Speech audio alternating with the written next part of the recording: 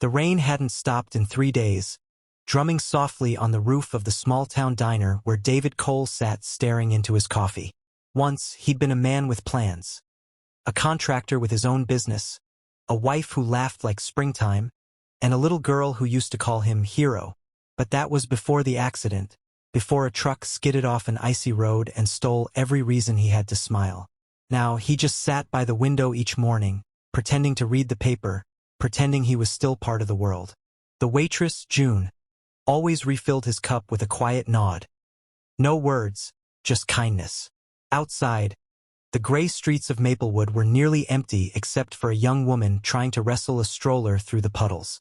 She looked soaked and exhausted, her hair clinging to her face, her coat barely buttoned.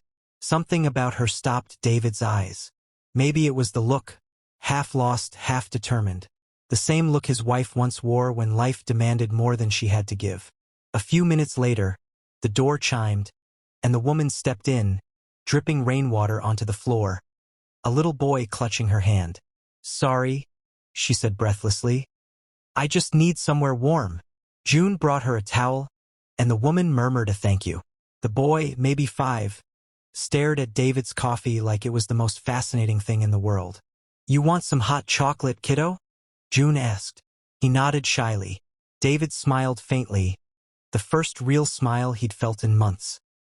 As the boy sipped his drink, the woman sat across from him, eyes full of quiet worry. "You from around here?" she asked softly. "Used to be," David replied. "Now I just stop by for the coffee."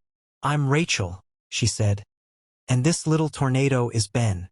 The boy grinned, a chocolate mustache on his lip. "We just moved here," Rachel continued. "I start work at the hospital next week, but the babysitter fell through today, and my interview's in an hour. The sitter I found online canceled last minute." She laughed weakly, the kind of laugh that hides panic. "If I can't make this interview, we might be stuck." She looked at her watch, then at her son, who was busy drawing circles on a napkin. "I just need someone to watch him for an hour. Just 1 hour." Her voice trembled, half embarrassment, half hope. "I wouldn't ask, but—" David looked at her for a long moment, then at the boy who had the same innocent curiosity his daughter once had. Something inside him stirred, a familiar ache. "You can leave him with me," he said quietly. Rachel blinked. You'd do that?" He nodded. "I'll be right here when you get back." She hesitated, scanning his worn flannel shirt, his kind but tired eyes. Everything in her told her not to trust strangers, but something about the way he spoke, steady, honest, felt safe. "Thank you," she whispered, handing him a small backpack. "He's allergic to peanuts, and he likes dinosaurs."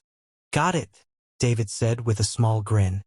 When she left, the boy climbed onto the stool next to him. "You a cowboy?" Ben asked, eyeing David's weathered boots.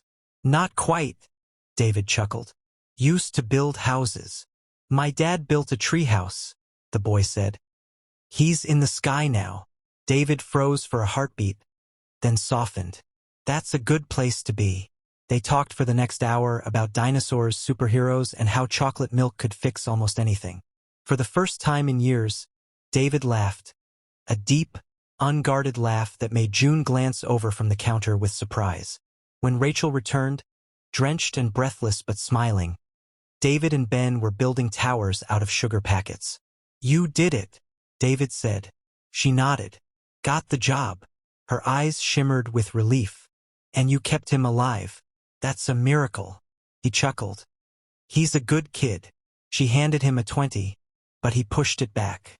"Buy him something nice." She hesitated, then said softly, "You have kids."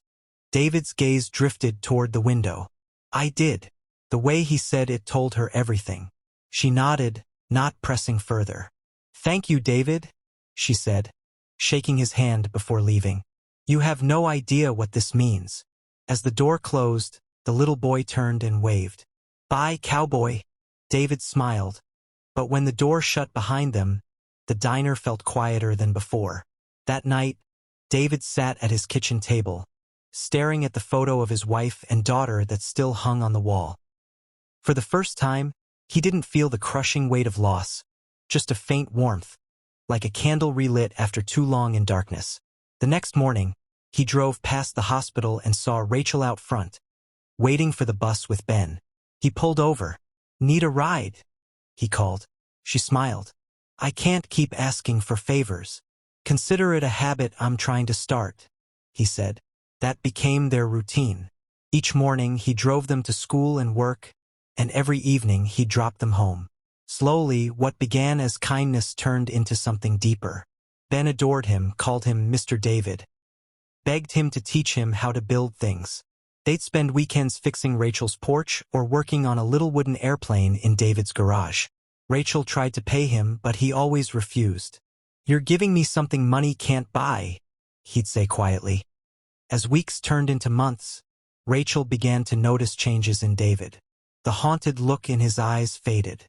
He started smiling again, started showing up to town gatherings, even repaired the local playground that had fallen apart. People whispered about him, the quiet man who'd come back to life.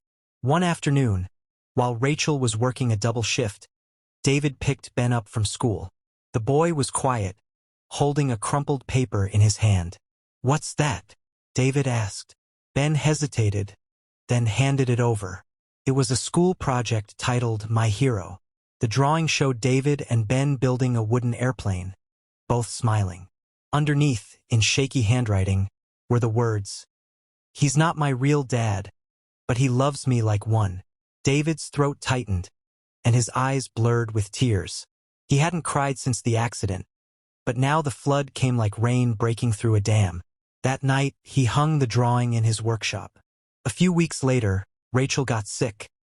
Nothing serious, but bad enough to need help. David cooked for them, took care of Ben, fixed the leaky sink. "You don't have to do all this," Rachel said one evening, her voice soft but tired. "I want to," he said simply. "You and Ben. You gave me something I thought I'd lost forever." She looked at him then, really looked at him, and saw not just the man who helped, but the man who healed by giving.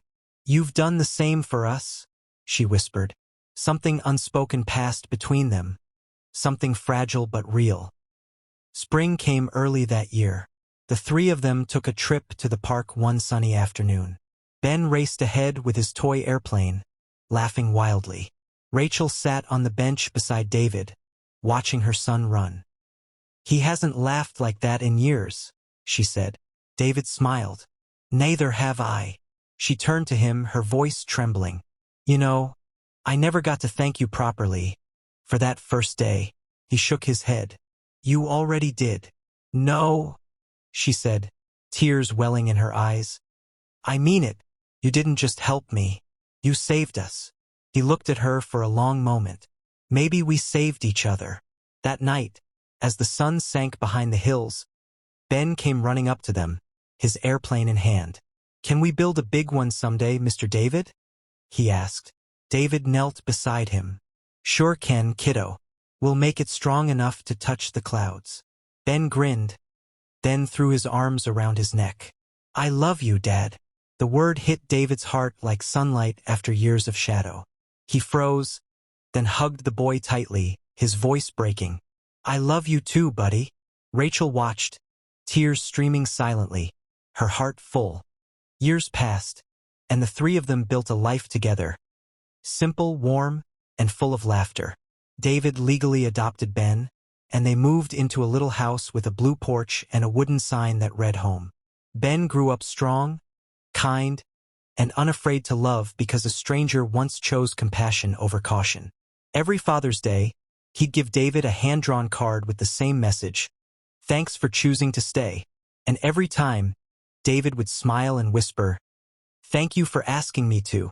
When David grew older and his hands grew too shaky to hold tools, Ben took over his workshop.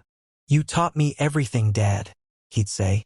"Not everything," David would reply with a soft smile. "The rest, you'll learn by loving." One evening, years later, when the house was quiet and the sun cast its last golden light through the window, David sat in his chair, the drawing of that airplane still hanging above his workbench. He closed his eyes with a peaceful smile, knowing he'd finally built something that would last forever.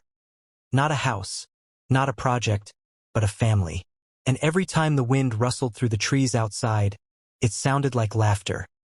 The echo of a boy who once asked him to be a father for a day, and a man who chose to be one for life. Sparkle's message. Sometimes family isn't found by blood, but by choice. A single act of kindness can rebuild a broken heart. And love, once given freely, never dies. It simply changes the shape of who we are.